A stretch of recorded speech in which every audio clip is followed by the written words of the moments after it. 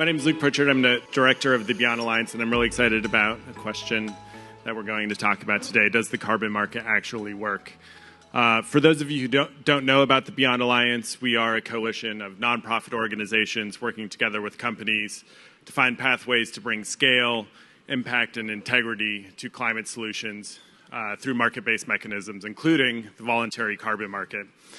And one thing that we realized a while ago is when we start talking about this question, does the carbon market actually work?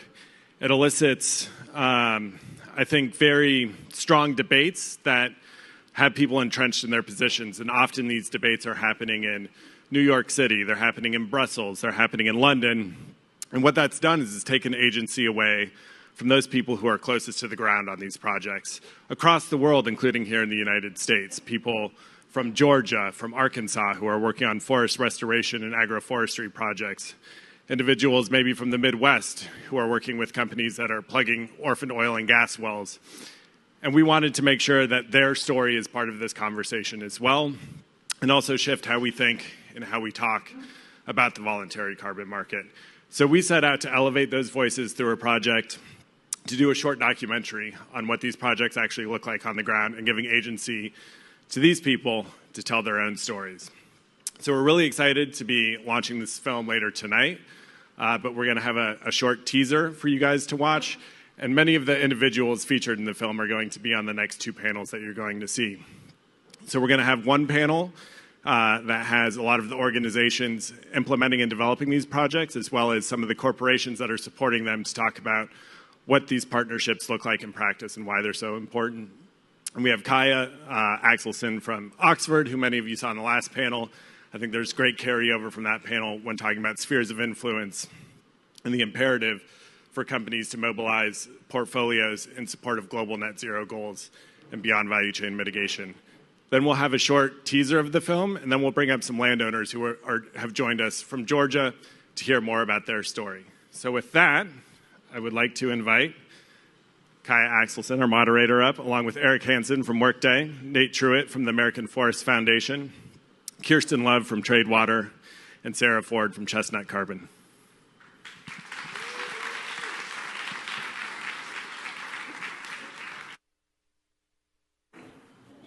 So much, Luke. This is such an honor to moderate this incredible panel of people who, of course, it's Solutions House, so it's going to be full of climate solutions, but yeah, these are some particularly sparkly ones, in my opinion. So welcome to our glorious panel. As Luke mentioned, we have a bit of a continuity with the previous panel that spoke about this concept of how companies and how people in the private sector need to be leveraging their spheres of influence to help the world get to net zero, not just thinking about their own organizational footprint. And I think that this idea of kind of spheres really ties into this question of how we can build sustainable systems and sustainable communities. And our panelists today have dedicated their lives to doing those things. So I wanted to kind of introduce each of the topics that we're going to hear a lot more about, because I think these are three areas that kind of get underrepresented. This idea of what the carbon market is for, I think, is an important question that has been shoehorned into like one single topic of like carbon markets are for achieving net zero or carbon markets are for offsetting. And as someone who works in an organization called Oxford Net Zero and wrote principles on net zero aligned offsetting, I want to say carbon markets have so many more purposes and reasons to support them. And the projects within them deserve to be able to tell their own stories. And so a couple of the stories that we're going to be able to cover today, and which will be covered in the film that I hope you'll all get to see based on those stories, include work like tackling super pollutants, including work to protect and restore nature and ecosystems in their own right, and include work on how we build the integrity and finance system that can kind of bring people together to do that and bring companies together with project developers. So we have examples of each of those on our panel today.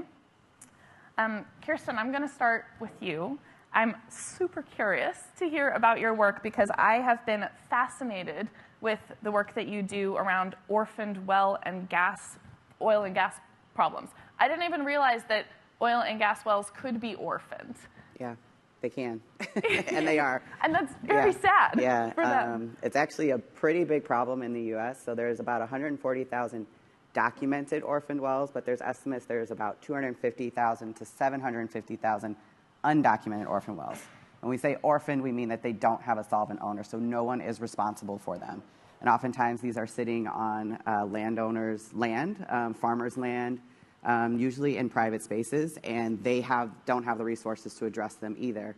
And that's just one part of the problem. There's another level of problem, which is abandoned wells. There's about 3.9 million abandoned wells in the U.S., and those are at risk of becoming orphaned as well. So abandoned means they're no longer productive, and they're at risk of becoming orphaned when their owners become insolvent. And so those numbers continue to grow, and it's a growing problem in the U.S., and it's actually dispersed across the U.S. in places you probably wouldn't expect. So a number of our projects are actually in the Midwest, where when you think of oil and gas, you don't think of the Midwest. But when oil production began in the U.S., people tried to drill, and they weren't productive, and so they quickly became orphaned. So yeah, we're incredible. We find a new thing to work on every day, don't we? And thank you for doing that. How is Tradewater approaching this challenge, and what are the kind of sources of funding for tackling this? Yeah, so at Tradewater, we work with local governments, with local landowners, with local experts to understand and identify these orphaned wells. Oftentimes we're using lists of documented wells, but then we're also out in the field finding them in random forests, again on farmland. And we work then with the landowners and local government and contractors to make sure that those wells are measured so we understand the impact of plugging them. Then we plug them and make sure that they are permanently preventing methane leaks along with other leaks. These also leak very hazardous pollutants that are carcinogens that can pollute our air and our soil. So we permanently plug them, make sure that those leaks don't happen anymore, and then we remediate the land and give it back to the landowner so that they can use it as they see fit. And you mentioned funding. So there was funding that was dedicated toward this problem from the bilateral infrastructure law. It was about $4.6 billion. But if that money was used efficiently, it would only address less than 10% of the documented problem. So again, that's that 140,000 wells roughly around the U.S. That funding would cover less than 10% to fill those wells.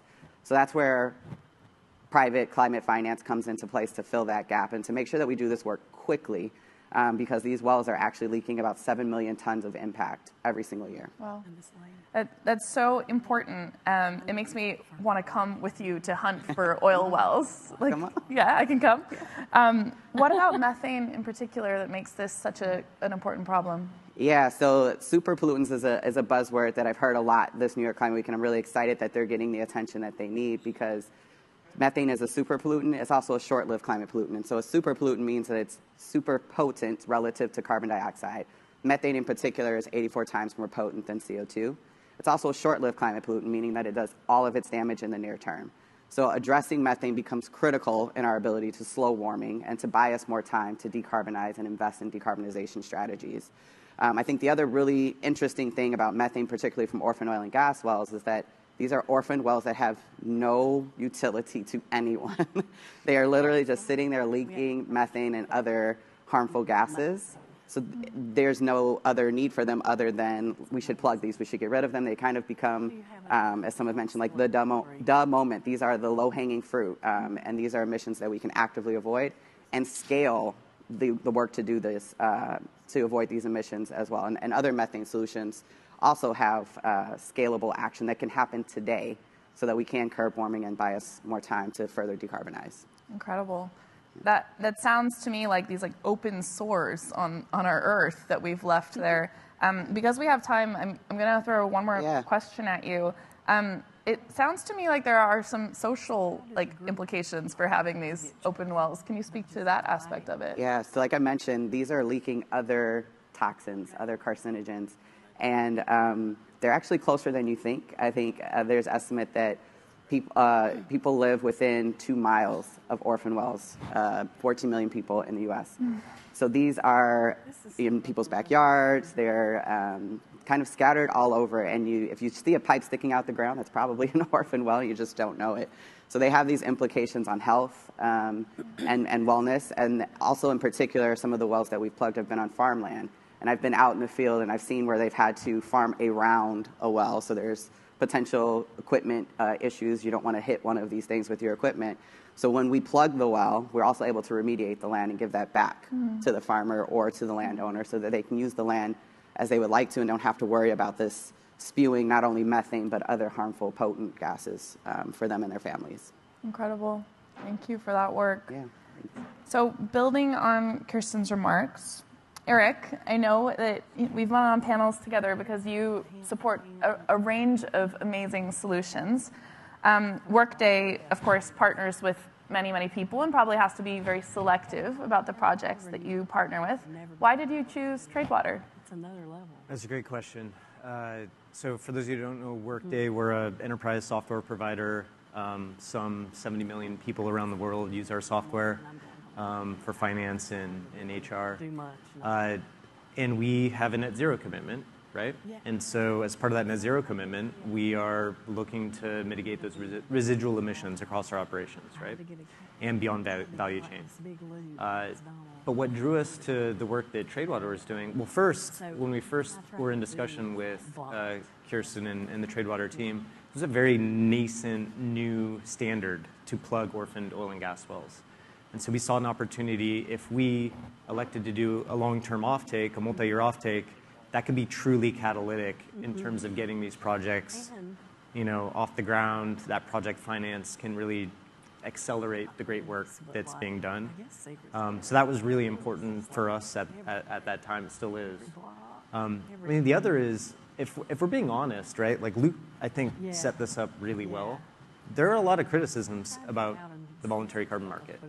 And some of those criticisms are accurate, right? And so when I look at this project type, Tradewater is not going and plugging these orphaned oil and gas wells out of the goodness of their heart, although I'm sure they're doing it for the right reasons. But we know that the dollars that we're spending is going towards plugging these orphaned oil and gas wells. That's truly climate finance, right? The counterfactual is not that they're going around plugging these orphaned oil and gas wells as business as usual. They will not get plugged outside of this carbon credit that we're procuring, right?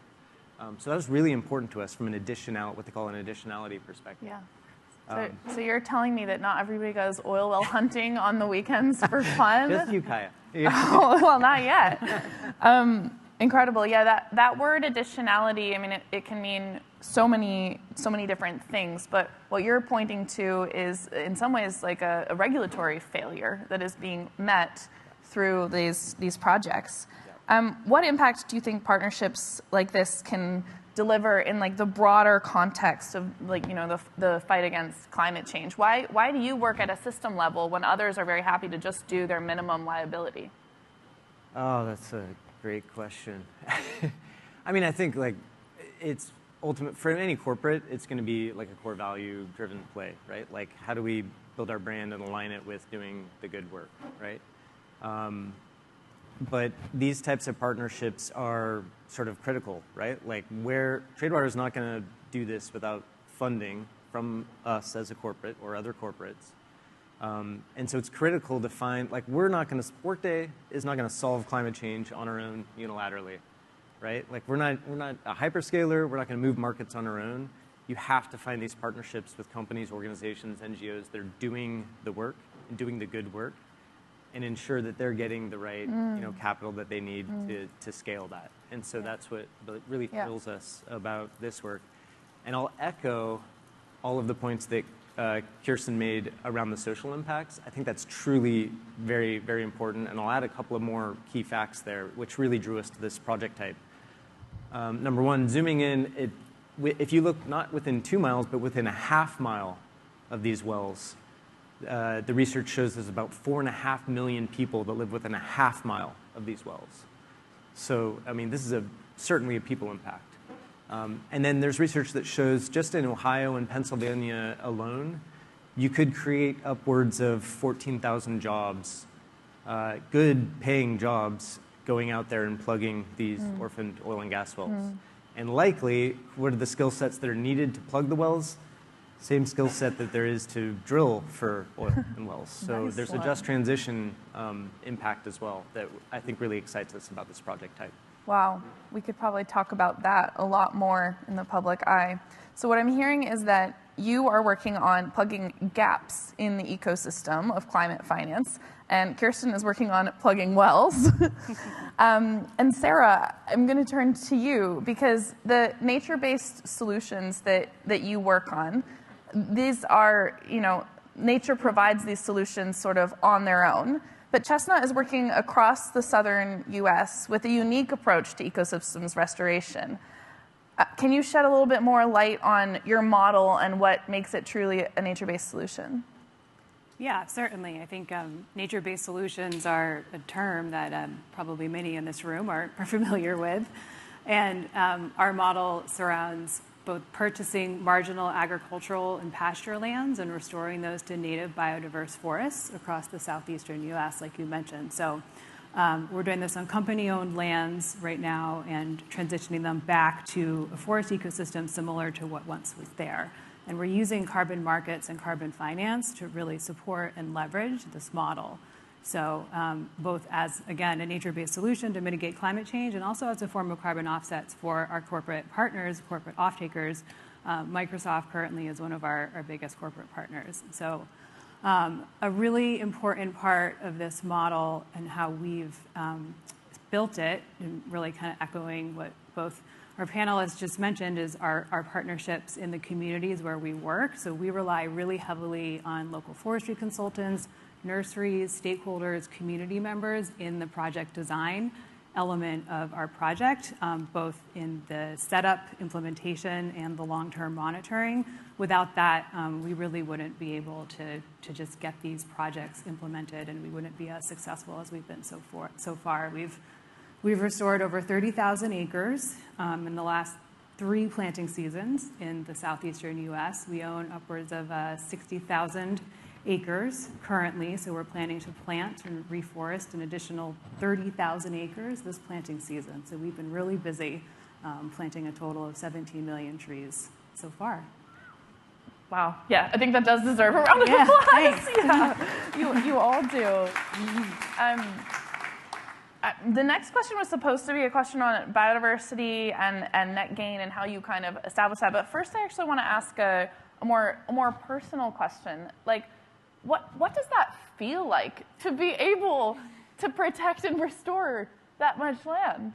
It's pretty incredible, I will say. I'm a forester. I've been in the forestry field for going on a couple of decades now, and so my passion stems from conserving forests, but building new forests and actually watching our trees grow there's frankly nothing more rewarding. I mean, we have trees now that are twice the height of me. And so not only the collaboration and the execution and also just growing all of these new relationships at all of these different levels. And I haven't yet mentioned, but we've really, I think, as a company, achieved some really significant milestones for the space that we were just talking about right before this panel as far as unlocking capital and leveraging different types of finance. So this is something that I think we all really are challenged with the work that we're doing, which the voluntary carbon market is just a really critical tool. And as far as getting the capital together for us to really develop and implement projects. So not only have we raised a significant amount of capital, Chestnut in our most recent Series B, but we've also secured debt financing, which is really new to this space, with multiple corporate with lenders led by JP Morgan recently. So that's new, hoping that will grow the space and build more trust in the space for others that are doing what we're doing, all of us here in this room and up here on this panel. That's really exciting, and I think like not only do I see the way this panel innovates in terms of the solutions and like being in forestry, you're learning from nature all the time, working with wells, you're probably thinking new ways to plug them. But I also see this incredible innovation in the financial mechanisms and the approaches to funding, and that I think is truly admirable. You mentioned, it has been a challenging period for carbon markets, and a huge amount of what makes people feel like they can buy credits, regardless of what they're using them for, is the integrity of the impacts that they can, claim or brag about when they buy a credit from your project. How do you kind of ensure that there is increased biodiversity, that you are capturing carbon? What are some of the methods that you lean on to improve that credibility, knowing that that's an ideal? There's no perfect way to ensure impact in nature. Yeah, certainly. That is really challenging. So we are, again, only using native species. So we take great care in ensuring that the species we're selecting are appropriate for all of the sites that we're planting. We actually have over 70 different parcels currently in our portfolio. So ensuring that those ecosystems are appropriate as we are restoring them in the best fit.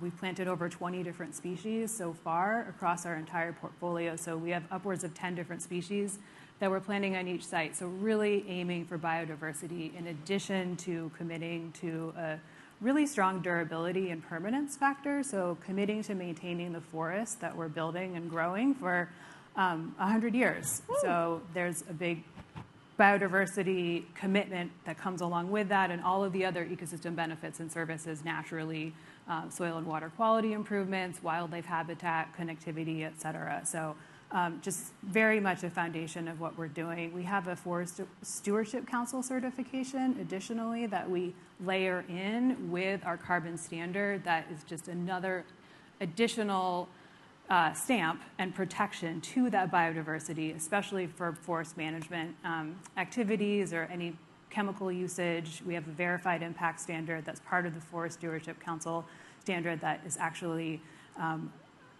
further protecting our biodiversity and ecosystem service monitoring and tracking as part of what we're doing. Incredible. Yeah, I'm gonna double click on that 100 years. I think that sometimes we get into this debate about whether nature-based solutions, can be 100 years, and people are saying oh, well, you're just forcing tech solutions to be the answer if you kind of put a high threshold of low risk of reversal of durability. But to hear that confidence that there's something that we do know that there are trees that are much older than that. Thousands of years. Thousands of years. Yeah, and that's humbling. Yeah. They're our ancestors. Okay, so I'm going to ask you one last question, and then we're going to turn to Nathan. And sorry, this is a curveball. Why chestnut? Where does the name come from? It's so cute. Well, I think as probably many know, the chestnut is a very iconic tree in the United States that, unfortunately, the majority of the chestnut trees that exist have been, the American chestnut that is, have been lost to a blight. There are still a very small number that are remaining that are resistant. I know where a few are. And there is a big movement to restore the chestnut. We've developed a hybridized resistant chestnut. So it really, I think, it fits very well with our entire ethos of a company as far as restoring forests and species across the country in the southeastern United States right now being our focus. Amazing. Well, thank you. I used to collect chestnuts, so I will never forget your project's name. Shifting over to my friend Nate. Nate and I met on LinkedIn, as all good climate fights start. But instead of having an argument, Nate and I think, reached across during a period when there was probably the most contention about carbon markets, their uses, how they are, claims that can be made off of them during the standards. Nate, the elephant in the room is around the sort of integrity of the carbon market. And I'm a political scientist, so I always think democracy is an ideal, integrity is an ideal. We should be humble and reach towards them and maybe nice to each other about trying to reach towards them. But you have been in this space longer than anyone I know, and know more than anyone I know about what integrity actually means, especially in the forest space. How have you seen the carbon market evolving on integrity, and what do you feel about that right now? Yeah, I mean, I think we have made tremendous progress, and you've heard some of it here on this stage today. I really appreciate what you said at the beginning of this question, which is it's important for us to keep in mind what a carbon project is. You are creating a change. You're measuring what happens in that scenario where you've created the change, and you're measuring it against a counterfactual, which you cannot directly observe, right? The other way to think about that is the universe in which the carbon project didn't happen is not accessible to you. So if our goal is perfection, the only measurement technique that will get us there is transdimensional travel. So until we get that, we won't get perfect measurement, right?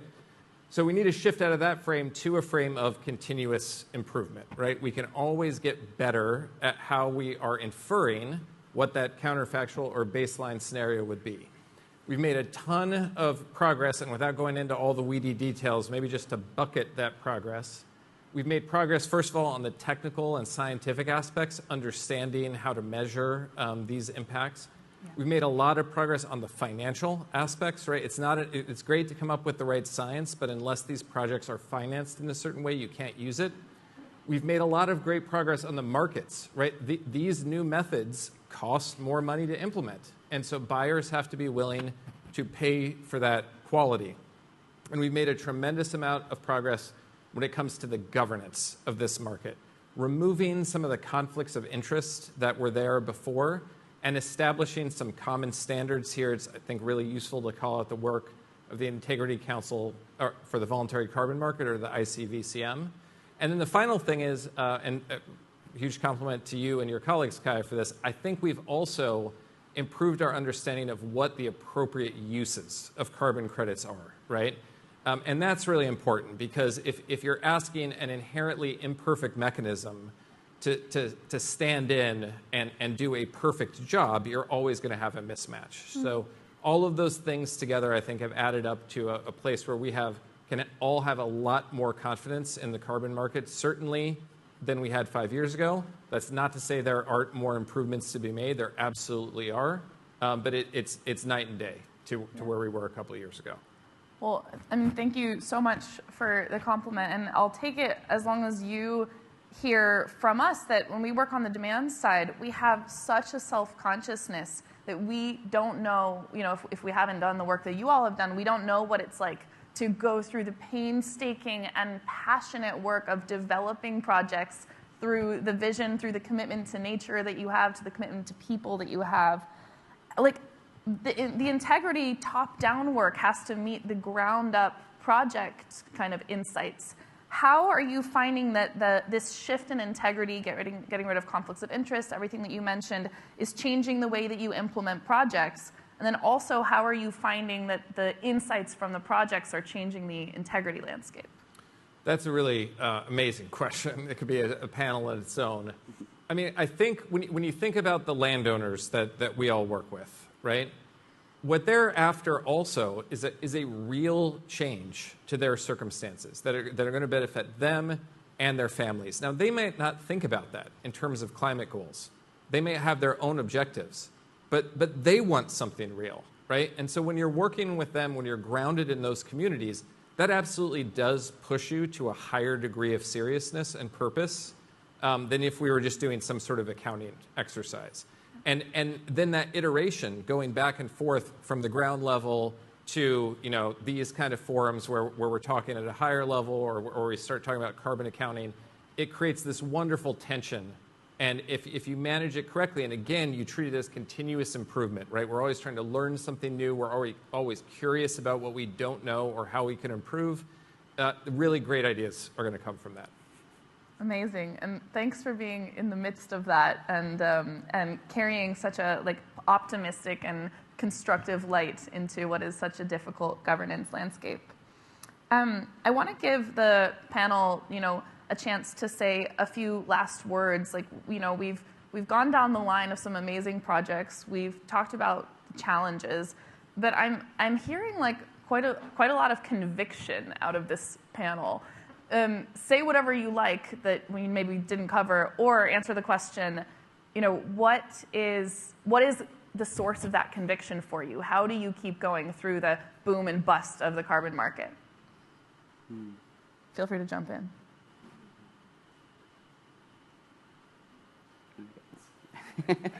Wants to go first? I'll share. I mean, we have to take action. We have to take action now. Like we need to have that conversation, decades ago, and didn't take the action that we needed to. And so, for me, getting up in the morning, I get excited about, supporting actual boots on the ground climate action.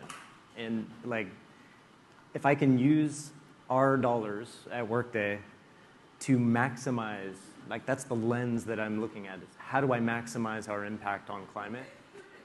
And the great work that Tradewater is doing enables that. It just gets me super, super excited. So, I hope everyone in this room walks away at the end of this, especially after the next panel, and understands there's real, actual climate solutions that just need us to roll up our sleeves and go out and do the work. And I get excited about that. Yeah, I can piggyback on that. It's really exciting to be a part of an organization that is having meaningful impact, immediate impact. I'm really excited, we're circling back to super pollutants and understand their role in our ability to prevent catastrophic climate change, and that's really exciting. I think it's all solutions all at once, as fast as we can, but these have a really special place in being able to buy us that time. And so being able to support that and then also see the co-benefits of that in individuals and people and landowners on a day-to-day basis is really cool. And solution is a big problem, but we can solve it. And I think that's what's really exciting. There are solutions, there are things we can scale, there's action that can happen today. And we just got to make the choice to do it. So at AFF, our Vice President of Human Resources, a woman named Dawn Simmons, she constantly has this phrase, feedback is a gift, feedback is a gift.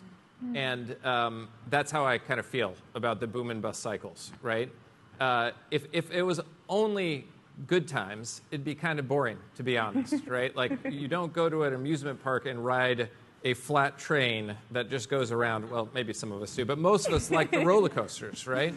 And so as long as you can have that perspective that bust is actually just a signal from the universe, and within it is the secret of how you're going to create the next boom, then life is endlessly interesting and fun. Woo!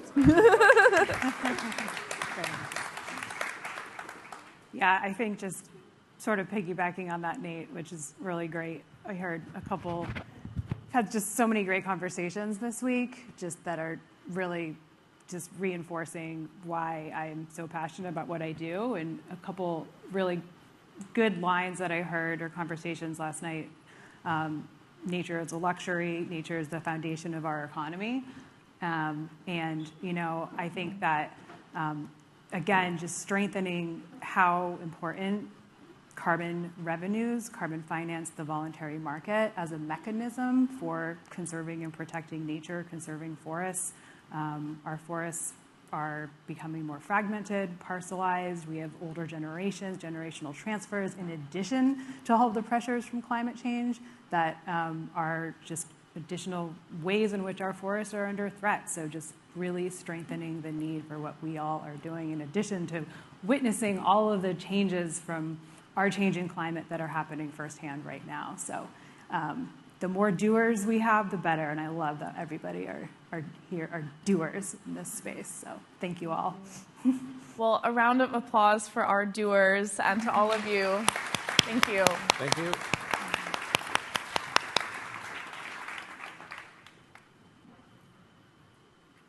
This is on. Okay, perfect. Thank you. We'll let our panelists leave the stage. Now that we've seen them in 3D, it is time to see them in high-def 2D.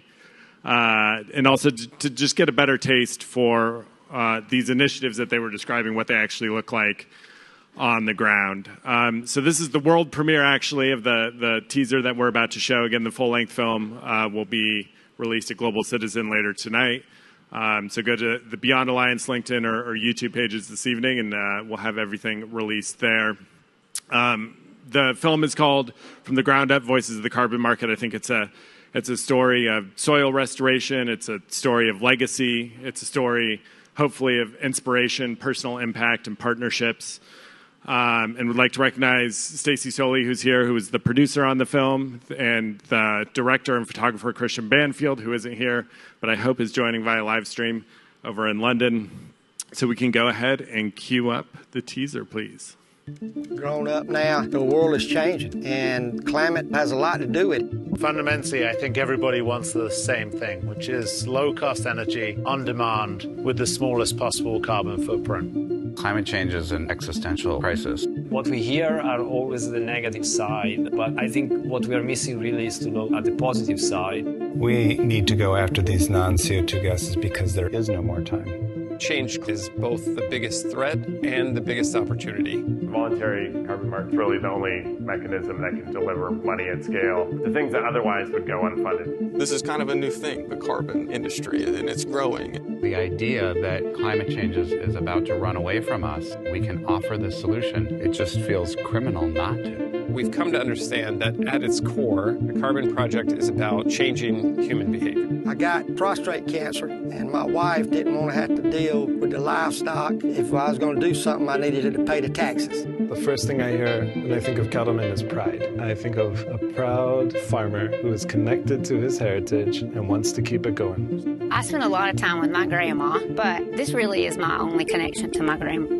One thing that's attractive to landowners about our program is the longevity that it can provide to the land and the continuation of that land within a family legacy. We share the same principles in the preservation of our forest land.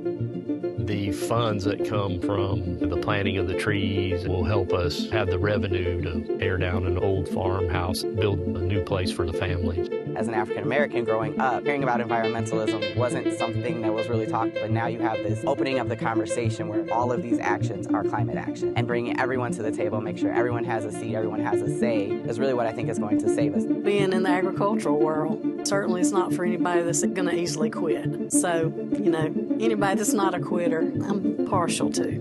Likewise. All of these things are connected, and it all starts with the soil. So that really is why I love dirt. Just enjoy Mother Nature. She's beautiful.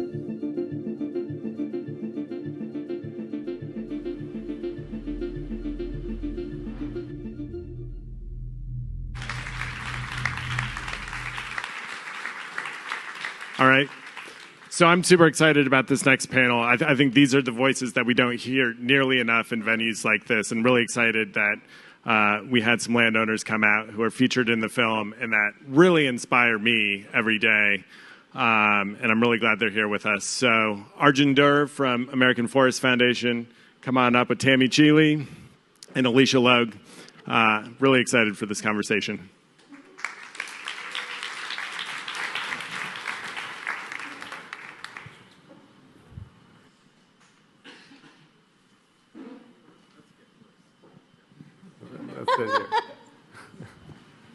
All right.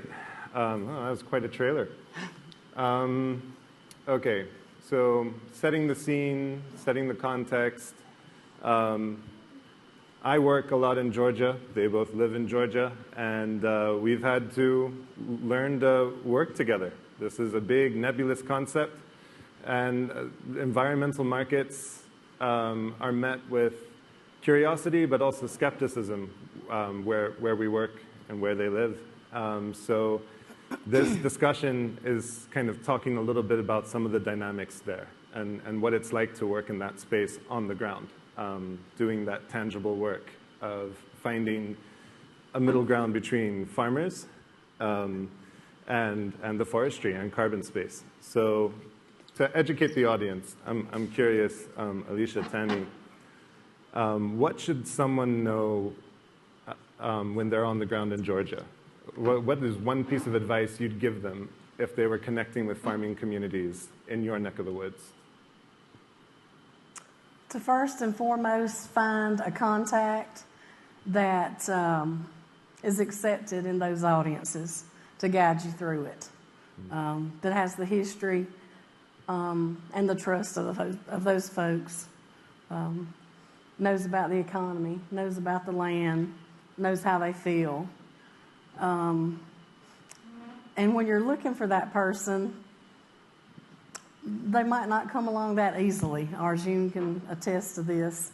Because I vetted him really, really well before I let him even speak to any of my people, who I call my people. I'm a county extension agent, so I work with farmers for a living, helping them be more sustainable and profitable and look after their land and their livestock. And I'm always looking for a way to help them to be better stewards and to be able to stay in business, protect their land and their legacy. And so I'm super choosy about who I bring into that world. But I think that's what you have to find. 100%, yeah. Alicia, what about you? So I am the face of what a tree farmer looks like. And I don't feel like I necessarily fit the model when you think of that, but I think it's important to understand that, you know, in rural Georgia, faith, family, community, we have such a strong sense of those that it's all about the relationships that you form with people. So when people come into our space, they kind of have to interweave themselves into those relationships. It's all about just dealing with people and respecting people. And Southern culture especially is important there. So I think a really interesting duality that you both represent and is a big part of my job is there's a history component to working with farming communities. For them to see you, you need to see them. You need to see where they come from, what's on their mind, what makes them tick, and what have they gone through. And then on the other side of it, you have to see what they aspire. What does succession planning look like for their land? What are some threats that they feel in their community? So, Tammy, I'm curious if you could speak a little bit about the history side of it. Like, what about the history? And as you've seen the program develop, as you've seen this idea bloom, how does history show up in that work? So, when I first met Arjun, the project that we're working on now, he was calling reforestation of the South, or the Southern states, or something like that. That completely turns off everybody in our area. I mean, I told him, I was like, you got to rename this, dude, because otherwise it's dead in the water. And the reason being, in the 80s, there was a huge farming crisis. Commodity prices fell out. You know, everything that could happen, there was a huge drought. It all happened at once. And so when the government stepped in to try to help, what they did was pay people to plant their open land and trees to try to right this part of the economy. And so a lot of those people who did that to save their land, they're still farming, or their son or daughter's farming. Now their grandkids are farming. And so in the 80s, and I was a child in case you were wondering, but I do remember, that was a bad taste in their mouth. They felt like they were forced to do what they had to do to save their land and legacy for the future generations, and that was what it was called, reforestation. And so I told Arjun, I was like, man, I'm not trying to mind your business, but yeah, we got to do something about that. You know, just the title completely throws it off, because that's what they remember, and that's what they've told their kids. So even if their grandkids are farming, that's what their granddaddy told their daddy, and that's what their daddy told them, and that word is a tremendous negative. And that's why history lessons with you are always on top of my agenda, even now. So Alicia, on the other side of the coin, you represent a family, a situation where you've had to think quite seriously about the future and what's to come. So well, I'm curious if you could speak to... I'm the child of the farmers and the farmers and the farmers, but I don't have a skill set to farm. And so then I had to think about how was I going to use the land to benefit me, first of all, and my family. And so what I decided was I'm just going to figure out how to best serve my needs through the AFF. And so it's really about providing for the future, but we're not concerned. I don't want to say we're not concerned with the carbon market in Georgia, but those aren't words that we use. What we talk about is planting trees to help carry the generations for our children, because my land is family land. That's where my grandparents farmed. That's where my great-grandparents farmed. So I am so closely tied to that land that I can't let it go. It's not for sale. Like, so I have to figure out what it can, how it can best serve me. And so, what does that look like for the future for my daughter? How can I set her up for success? And so, through this program, the planting of the trees, it's like a win-win situation. I laugh with Arjun about my quote that says, "I'm just sitting there watching the trees grow." But which sounds very, very simple. But for my needs, that's the way it best serves itself. So, can I? Yeah, go ahead, Tammy. So to further that, the other folks in our area who are in this program are the same way. It's all generational. 3 of the fellas have farmed their entire life. Their kids right now don't want to farm. They don't want to rent their property. So this was a good answer for them.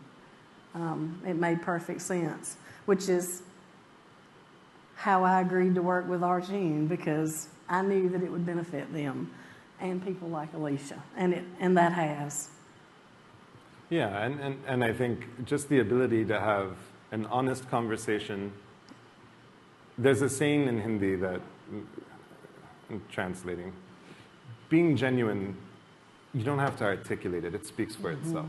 It's an energy you carry. And that genuineness really unlocks those doors. People will see you for who you are quite quickly in the South by interacting with you, just by offering you something and how you receive it. Can tell you a lot about a person. And I'm just thankful that we speak the same language. I had to school him and tell him, bless your heart can be positive or negative. It's the same words, but it can be positive or negative. We had a situation where I was driving a farmer around, and they said, at the end of the drive, they were like, bless your heart. And I was like, Tammy, I think I just got a compliment. And she's like, no, you're just a city driver. You're just a city driver. You got a heavy foot. Okay, so changing gears a little bit. It's been quite an introduction to Climate Week for us. I think we've had our blinders on. There's a lot going on that kind of overwhelms us, confuses us as the spotlights are in our faces. I'm curious, there is clearly a lot of people here from different walks of life, very different from the worlds we come from. What's one thing you wish people in the environmental markets understood about your community or even your industry?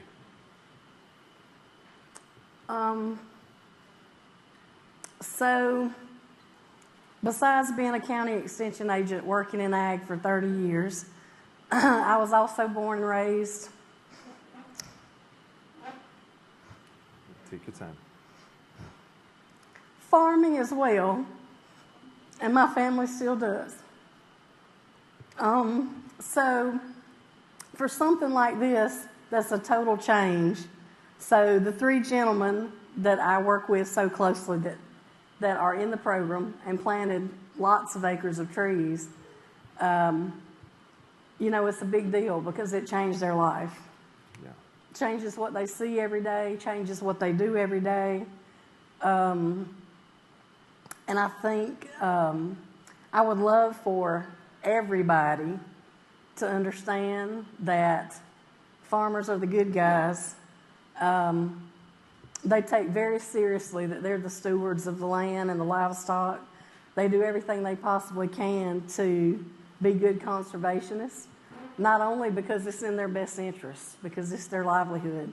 The better they do, the more money they make, but they're not in it for money because it's hard. The people that grow your food and grow the fiber, your shirts on your back, it's a hard way to make a living. And they're the good guys. And I think a lot of times they take a lot of heat that's unfair, only because the general population just doesn't understand. Because, you know, if you're not tied to it in some way, you don't see the hard work, you don't see the pride they take in it, you don't see what it means to them. So that's what I would like everyone to see there. And I would also like to stress that everything has to be a balance. With the carbon situation or with anything concerning land, there has to be a balance. There's not a one way or the other.